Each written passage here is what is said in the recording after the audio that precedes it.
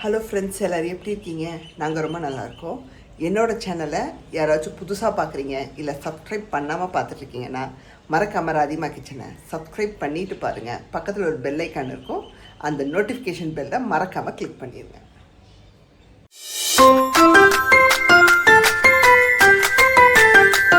இன்றைக்கி நம்ம சேனலில் என்ன ரெசிபி பார்க்க போகிறோன்னா, சூப்பரான ஹெல்த்தியான ஒரு மில்லட் நூடுல்ஸ் தாங்க பார்க்க போகிறோம். அது வெஜ் நூடுல்ஸ் பண்ண போகிறோங்க. பொதுவாகவே எனக்கு நூடுல்ஸ் ரொம்ப பிடிக்கும். வெளியே போனாலே ஃப்ரைட் ரைஸாக நூடுல்ஸான்னு கேட்டால் நான் நூடுல்ஸ் தான் ஆர்டர் பண்ணுவேன். எனக்கு அவ்வளோ பிடிக்குங்க. இன்றைக்கி நான் காய்கறியெல்லாம் வச்சு சூப்பராக உங்களுக்கு பண்ணி காமிக்க போகிறேன். வாங்க எப்படி பண்ணலான்னு பார்க்கலாம். வீடியோவை ஸ்கிப் பண்ணாமல் பாருங்கள்.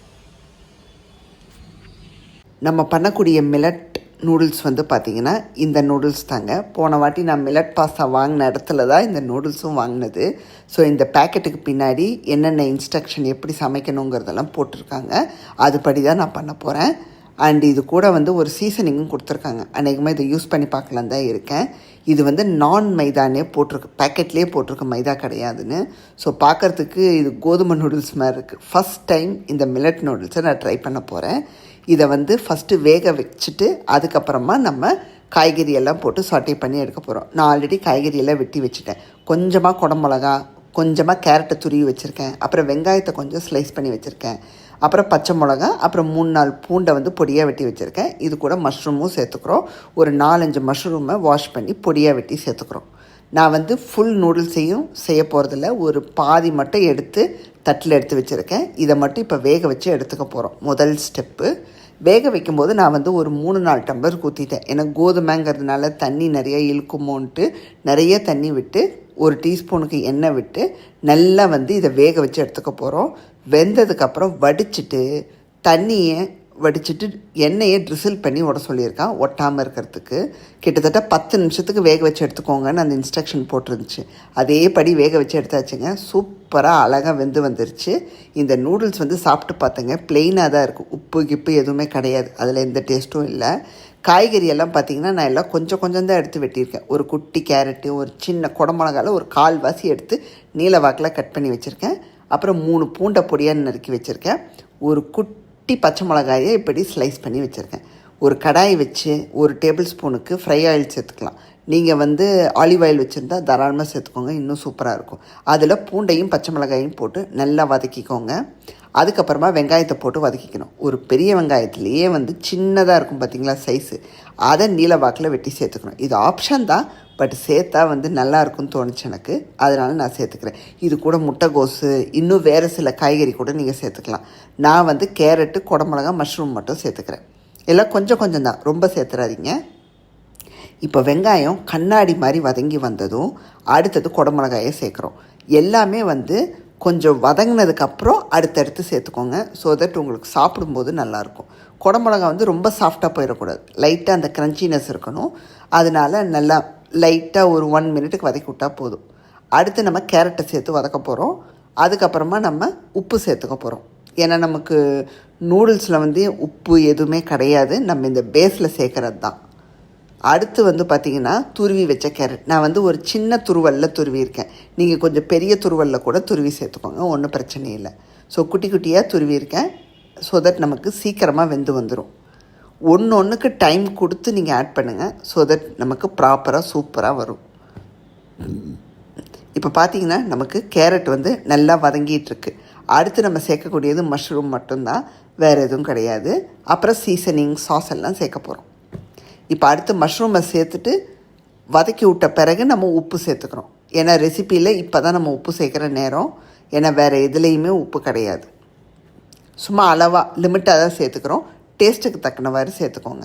மஷ்ரூம் குயிக்காக வதங்கிடும், ஏன்னா டக்குன்னு அது சாட்டை ஆயிரும், அப்படியே சுருங்கிடும் உங்களுக்கு.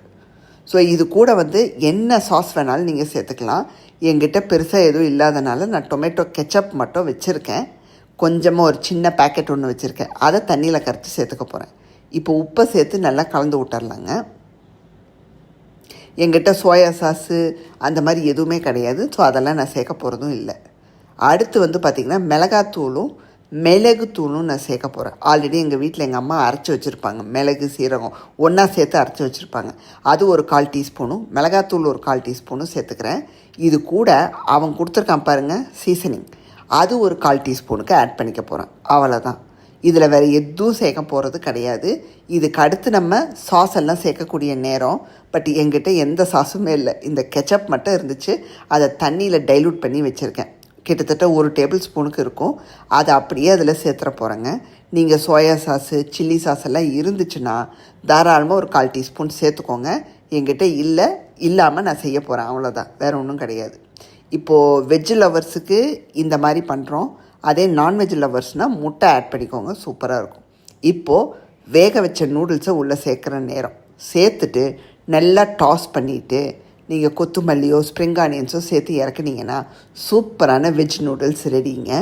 இப்போ நான் நல்லா கலந்துட்டு உங்களுக்கு நான் காமிக்கிறேன். ஏன்னா ஒத்த கையால் பண்ணிகிட்ருக்கேன் கேமராவை வச்சுட்டு. அதனால இப்போ கலந்துட்டு காமிக்கிறேன். இப்போ எங்கள் அம்மா வந்துட்டாங்க. நான் கலர்றேன், நீ எடுன்னு சொன்னாங்க. சரின்னு அவங்க கலக்க உங்களுக்கு காமிச்சிட்ருக்கேன். நான் டேஸ்ட்டும் பார்த்தேங்க.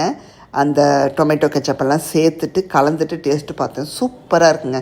சோயா சாஸ் எல்லாம் சேர்க்காமையே அவ்வளோ அற்புதமாக வந்திருக்கு. இது ஒரு டைப்புன்னு சொல்லிக்கலாம். மோஸ்ட்லி நூடுல்ஸுனாலே அதெல்லாம் டிஃபால்ட்டாக சேர்த்து தான் பண்ணுவோம். அது இல்லாமல் இந்த மாதிரி ஒரு வாட்டி ட்ரை பண்ணி பாருங்கள். அட்டகாசமாக இருக்குது. நான் சொன்ன மாதிரி நான்வெஜ் லவர்ஸுக்கு எக்கை ஸ்க்ராம்பிள்டு எக் மாதிரி பண்ணி உள்ளே ஆட் பண்ணிக்கோங்க. அற்புதமாக இருக்கும். இப்போ நான் சாப்பிட்டு பார்க்குறேங்க. சுட இதை சூடாக செஞ்சு சாப்பிடுங்க. அப்போ தான் நல்லாயிருக்கும். செஞ்சு வச்சுட்டு அப்புறமெல்லாம் சாப்பிட்டிங்கன்னா நல்லா இருக்காது. சுட சாப்பிட்டா தான் அதோடய டேஸ்ட்டே. ஃபஸ்ட்டு டைம் நான் இந்த மில்லட் நூடுல்ஸை ட்ரை பண்ணுறேன். எனக்கு ரொம்ப பிடிச்சிருக்குங்க. கண்டிப்பாக இன்னொரு வாட்டி வேறு மாதிரி ஏதாவது நான் ஆட் பண்ணி சமைச்சு சாப்பிட்டு பார்க்க போகிறேன். ஸோ எனக்கு ரொம்ப பிடிச்சிருக்கு. ஸோ ஹெல்த்தியாக சூப்பரான ஒரு நூடுல்ஸ் பண்ணிட்டோம். நீங்களும் கண்டிப்பாக ட்ரை பண்ணி பாருங்கள். இது கூட போன்லெஸ் சிக்கனை சாட்டே பண்ணி கூட நீங்கள் ஆட் பண்ணி பண்ணலாம். அதுவும் நல்லாயிருக்கும். ப்ரான் போட்டு சமைக்கலாம். மேபி நல்லாயிருக்கும்னு நினைக்கிறேன். கண்டிப்பாக ட்ரை பண்ணிவிட்டு எனக்கு கமெண்ட்டில் சொல்லுங்கள். இன்றைக்கி நம்ம பண்ண ரெசிப்பியை கண்டிப்பாக ட்ரை பண்ணி பாருங்கள். அவ்வளோ சூப்பராக வந்திருக்குங்க. நான் சொன்ன மாதிரி அந்த சோயா சாஸு, மற்ற சில்லி சாஸு அந்த மாதிரி இன்க்ரீடியன்ட் போடாமையே அவ்வளோ சூப்பராக இருக்குங்க. மோஸ்ட்லி இங்கே எங்கள் வீட்டில் இருக்காது. எங்கள் அம்மா பெருசாக அதை யூஸே பண்ண மாட்டாங்க. அதனால அது இல்லாமல் இருக்கிறத வச்சு ட்ரை பண்ணேன். அவ்வளோ அருமையாக வந்திருக்குங்க. எனக்கு ரொம்ப பிடிச்சிருக்கு. இதில் நான்வெஜ் பிரியர்கள் எக்கை கூட சேர்த்துக்கிட்டிங்கன்னா சூப்பராக இருக்கும். இன்னும் அருமையாக இருக்கும். பட் வெஜ் லவர்ஸ்க்கு இதுவே அற்புதமாக இருக்கும். கண்டிப்பாக ட்ரை பண்ணி பாருங்கள். இன்றைக்கான வீடியோ உங்களுக்கு பிடிச்சிருந்தா மறக்காம ராதிமா கிச்சனை லைக், ஷேர் அண்ட் சப்ஸ்கிரைப் பண்ணிடுங்க. பெல் ஐகானை கிளிக் பண்ணிடுங்க. உங்களுக்கு வேறொரு வீடியோவில் சந்திக்கிறேன். பாய், see you soon.